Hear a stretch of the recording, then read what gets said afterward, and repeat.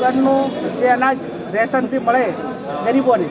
એ 2 નંબરમાં જતું હતું ને આ લોકોએ આખી ગાડી પકડેલી. તો એક તો એમના ગામનું જે રેશન કાર્ડ પ્રમાણે જે ફાળવણી હોય એ તમામને સ્ટોક મળે, અને બીજા નંબરમાં જેણે આ ગુનો કર્યો છે એ ગુનેગારને પકડીને એની સામે કાર્યવાહી થાય. સસ્તા અનાજની દુકાનનો સંચાલક આની અંદર ઇન્વોલ્વ હોય તો એનો પરવાનો રદ થાય અને સંપૂર્ણ રીતે આ ગામના લોકોને ન્યાય મળે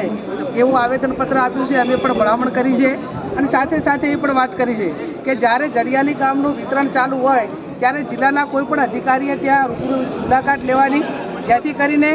એ